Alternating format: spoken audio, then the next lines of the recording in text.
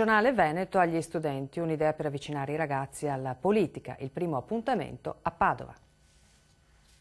Aspetti positivi sono i tagli ai costi della politica. A quando la legge... Gli studenti domandano e dalla cattedra rispondono Carlo Alberto Tesserin, presidente della Commissione per lo Statuto regionale Veneto, ed il costituzionalista Mario Bertolissi.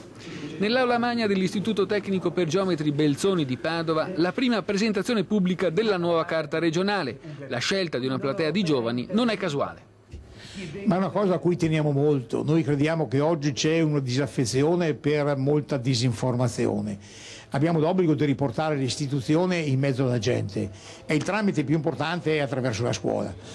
Dai futuri geometri considerazioni e richieste di chiarimenti non solo sui risvolti tecnico-giuridici dello Statuto, ma anche sull'attuale situazione sociale. La Carta regionale come risposta ad un momento che i ragazzi vivono con qualche perplessità. Quali domande l'hanno colpita da parte degli studenti, professore? E c'è una grande insistenza sui costi delle istituzioni, che significano i costi della politica.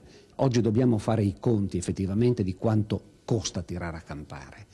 E lo sguardo nel piatto del vicino, se diventa o può essere anche uno sguardo pieno di invidia, per altri aspetti anche uno sguardo che potrebbe poi favorire un giusto riequilibrio tra la quantità di pietanze che vengono servite a ciascuno.